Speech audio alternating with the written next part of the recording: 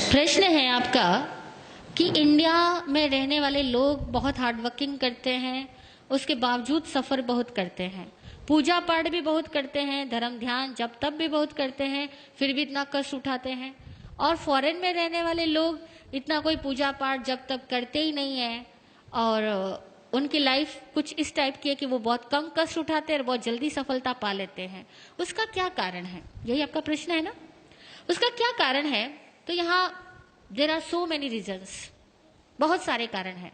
पहली बात तो यह कि भारतीय आदमी के सोच का तरीका ही दूसरा है और आउट ऑफ इंडियंस के सोच का तरीका ही दूसरा है। हमारे यहाँ पर हर सोच में स्पष्टता का अभाव है, क्लैरिटी नहीं है। हम लोगों के यहाँ विजन की क्लैरिटी नहीं है। मैंने कल भी एक एग्जाम्पल दिया था। यहाँ हम लोग क्या करते हैं, सुबह पूजा पाठ करते हुए धन की निंदा करेंगे, मोह माया की निंदा करेंगे, इन सबको दुख का घर बताएंगे, इन सबको खारा जहर बताएंगे और 2 घंटे बाद इस खारे जहर को पाने के लिए सारे जहरीले काम अपनाएंगे। सच बोल रही हूं या नहीं? हमारे यहाँ विजन की क्लैरिटी नहीं। आप चाहते क्या हो, स्पष्ट तो बनो।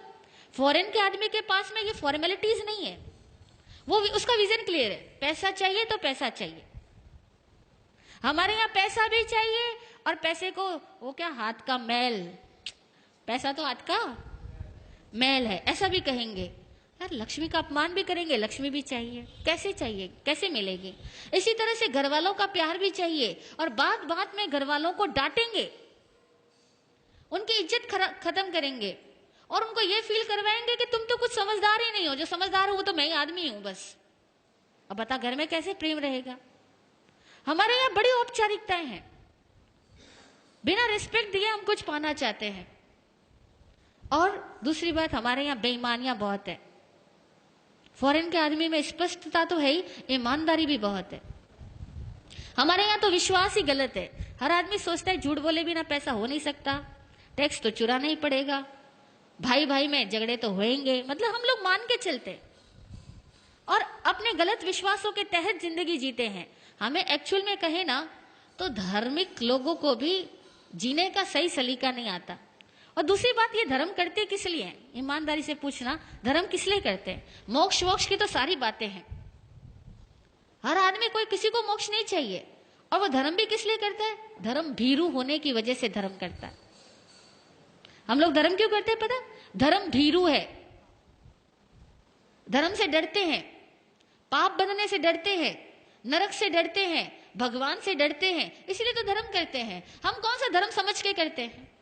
वो लोग थोड़ा भी करेंगे या नहीं भी करेंगे, कम से कम जीने का विज्ञान समझते हैं कि लाइफ कैसे मूव करती है, उसका साइंस समझते हैं, फिर जिंदगी को जीते और खुल के जीते हैं।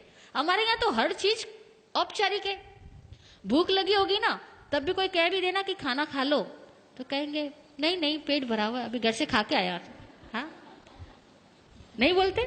किसी के घर चले जाओ आप लोग और सामने वाला बोले कि खाना खा लो और आपको भूख भी लगी है, तभी कहोगे नहीं नहीं जी भूख बिल्कुल नहीं, अरे भाभी जी कष्ट मत करो, मैं तो घर से खा करके आया हूं। और सपोज वो दोबारा तिबारा कहेगा ना तो खा लोगे। खाओगे या नहीं खाओगे?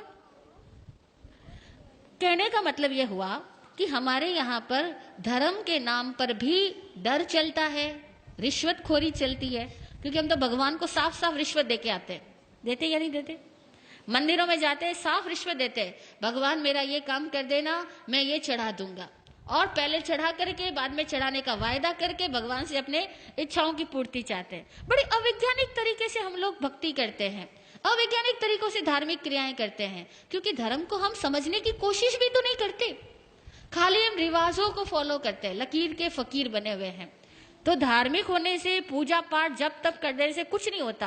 और अक्सर देखा जाए तो ज्यादा जाप वही करता है जो ज्यादा डरपोक होता है, ज्यादा लालची होता है, जिसको लगता है जितना ज्यादा जाप करूंगा मेरा धन उतना ही ज्यादा बढ़ेगा, मेरी सुरक्षा उतनी ज्यादा बढ़ेगी। अक्सर लोग इसी वजह से जब तब ज्यादा करते हैं और इसलिए करते हैं कि थोड़ा भगवान खुश रहेगा तो मैं जितने पाप कर रहा हूं ना उसका फल मुझे कम देगा। हकीकत है, हम इंडियंस लोगों की सोच ही बड़ी अजीबोगरीब है। इसीलिए हम लोगों का जब तक सब देखा जाए ना तो बड़ा स्किन डीप भी नहीं होता। जरा सा कुछ घटना चेंज होगी ना, सब छूट जाने वाला है। कुछ घर में एक प्रतिकूलता हो गई तो कहोगे हे भगवान, हे कन्हैया, तेरे से तो मेरा विश्वास ही हट गया, तू मेरा कुछ भला नहीं करता। हम भगवान को भी सीधा तिरस्कृत करके आ जाएंगे, तूने मेरा क्या किया, मैंने इतने सालों तक तेरी पूजा की, तूने मेरा किया तो किया क्या। हम लोग कहाँ भक्ति करते हैं? भक्ति कोई हृदय की होती है? भक्ति ज्ञान से आए, भक्ति प्रेम से आए तो ये सवाल ही नहीं पैदा होगा। और दूसरी बात, इंडियंस लोग सफर इसलिए करते हैं क्योंकि यहाँ बहुत बड़ा तंत्र खराब है। केवल एक आध आदमी खराब नहीं है, पूरा सर्कल ही डिस्टर्ब है, पूरी व्यवस्थाएं खराब है, व्यवस्थाएं विकृत है, एक तंत्र खराब है।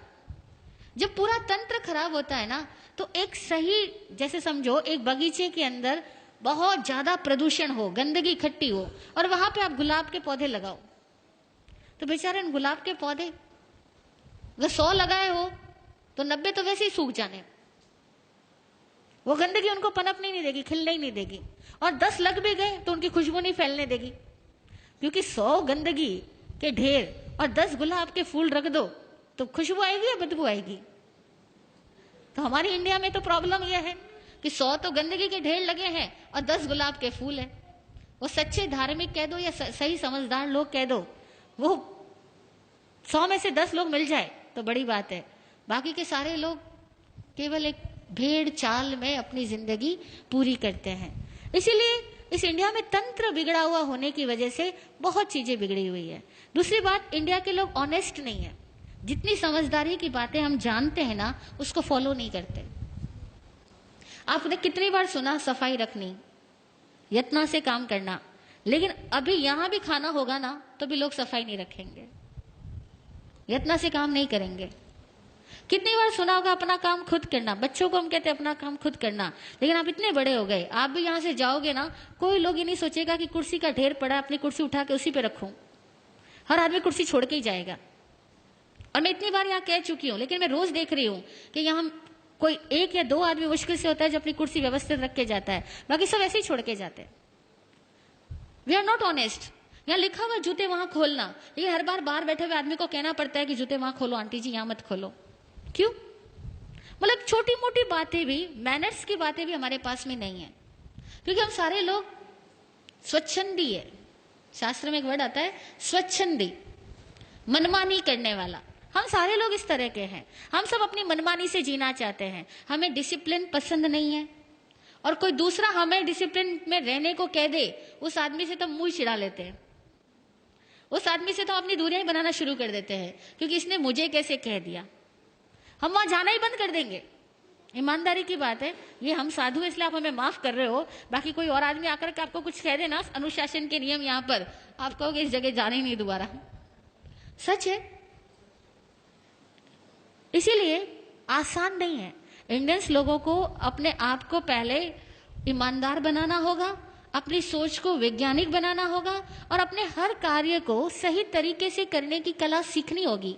तब कहीं जाकर के इंडिया फॉरेन कंट्रीज के लोगों की तरह एक सुलझी हुई जिंदगी जी पाएगा। और कम से कम हमारे यहाँ साधु संत भी, सॉरी टू से, गुस्ताखी माफ, मिच्छामि दुक्कडम, साधु संत भी लोगों को जीने का सही तरीका नहीं बतला पाते हैं। वे भी लोगों को डराते हैं अथवा लालच से भरते हैं, और साधु संतों के कारण भी हमारे समाज की सभ्यताएं विकसित नहीं हो पाती। और ये भी एक बहुत बड़ा कारण है कि साधु संत खुद भी समझदार नहीं होने की वजह से इतनी सारी पब्लिक के लेवल को रेज नहीं कर पाते, और फिर जो वाकई समझदार लोग हैं वो साधु संतों के पास आना भी पसंद नहीं करते, नहीं पसंद करते। उसका कारण साधु संत स्वयं है। तो दुनिया में भारत में इतने ज्यादा सन्यासी है, इतने ज्यादा साधु लोग हैं, हर धर्म के अंदर, हिंदुओं में भी हजारों भरे पड़े हैं, जैनियों में भी भरे पड़े हैं, इतने साधु है। लेकिन वो सारे साधु ईमानदारी से अगर साधु होते तो भारत का कुछ और नक्शा होता। लेकिन हम लोग ईमानदार साधु नहीं और ईमानदार समणोपासक नहीं, अब दोनों में ही कमियां हैं। तो भैया ऑल ओवर कहते हैं अब जैसा बाप वैसा बेटा, तो करे क्या, है ना। ओके, जय हो। हाँ बोलिए सुनीता जी।